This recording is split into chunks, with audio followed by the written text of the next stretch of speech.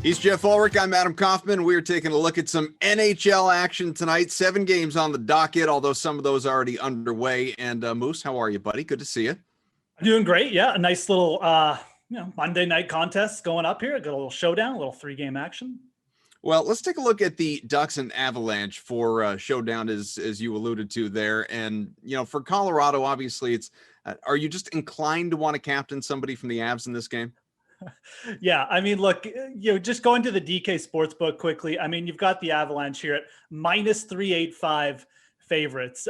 This is one of the biggest favorites we've seen all year. So, even to take them on the puck line there, you're getting them, you're not even getting them a plus odds. So that just gives you an example. But, this is a Ducks team that John Gibson showed up for one game, played really well. Now he's injured again, so he's out. So that's part of the problem. I was actually kind of interested in Gibson possibly as a potential captain spot here, but he's not even playing. They're going to go with Anthony Stolarz most likely, or Ryan Miller. Stolarz actually played pretty good in his last game, but look, the Avs have scored 5 or more goals in 5 of their last 6 games. Like, this offense is finally humming.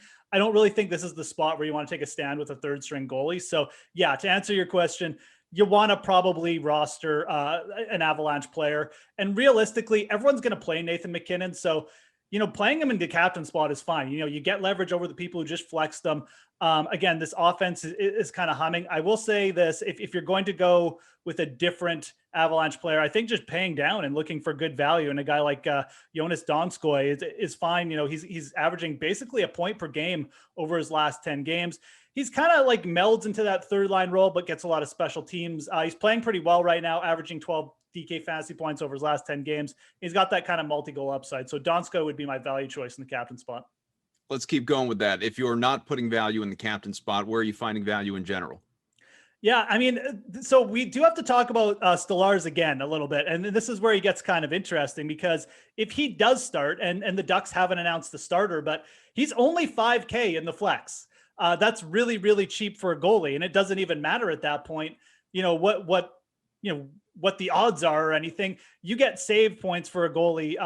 And when they're that cheap, you almost have to play them in the flex. So again, you really need to pay attention to who's starting in net for the Ducks tonight. They haven't announced the starter yet, but if Stolarz was going to start at 5K, I would kind of, peg him as a guy you definitely want exposure to. Other than that, I mean, I think that there's not that much upside realistically with the rest of the Anaheim Ducks players. So I'd probably lean towards, going cheap, looking at a guy like Valeri Nichushkin, or just going with one of the defensemen for the Colorado Avalanche.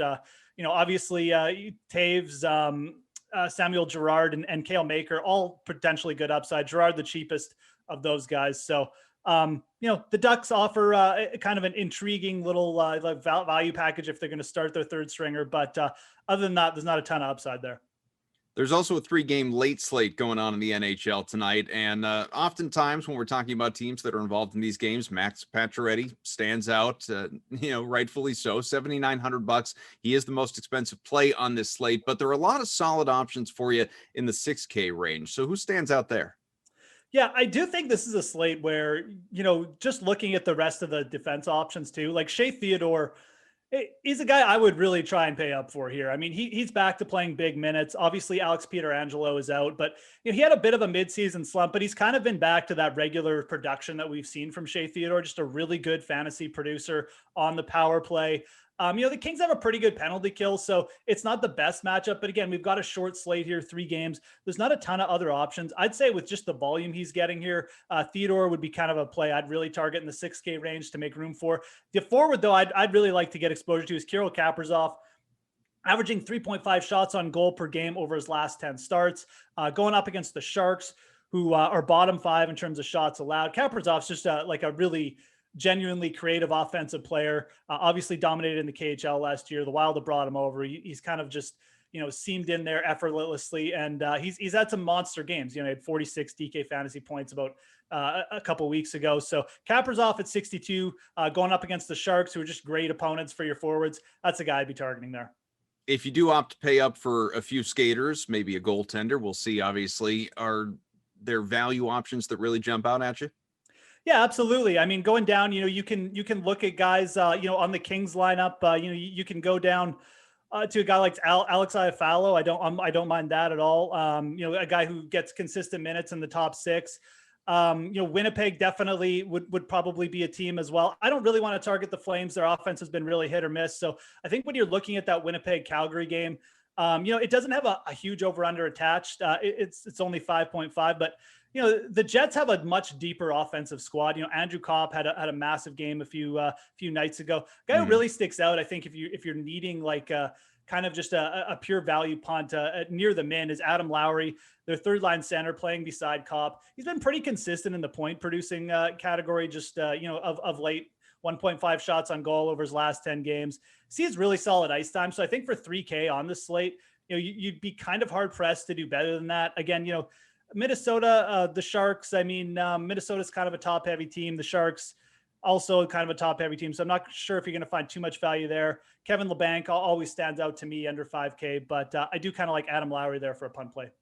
So DFS wise, you got the showdown, you got the 3-game night slate, but obviously DraftKings Sportsbook, we just look at it and say, we have 4 games left ahead of us. Is there any team that you're willing to take on the puck, or rather for plus money here tonight?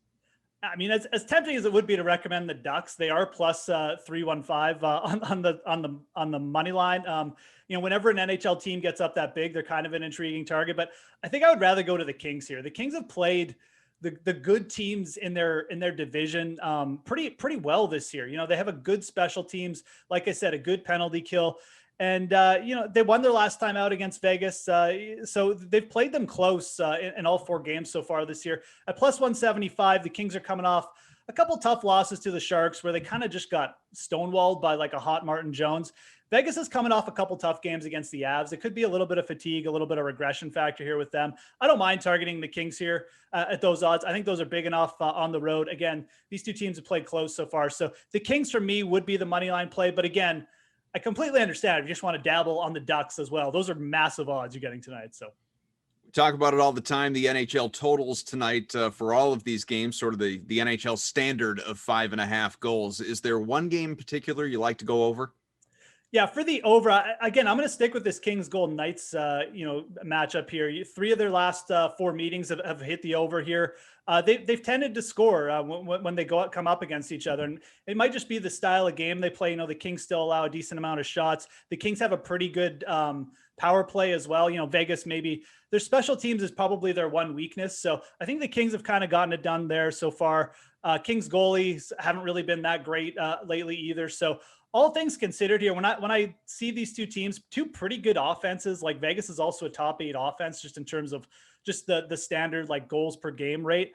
They also get a lot of scoring chances. When I see a 5.5 with these 2 teams, it just makes me want to lean over. I think the offenses here are too good to really take the under on a 5.5. And again, we don't really have any like super hot goalie to worry about. So I do like the over with LA and Vegas too.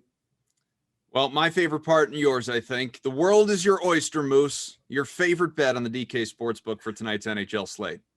Yeah, I do like that over. I think I maybe slightly like the over there rather than betting the Kings money line. So I do like the over with the Kings and the and the Vegas Golden Knights. But again, let's talk a little player props here.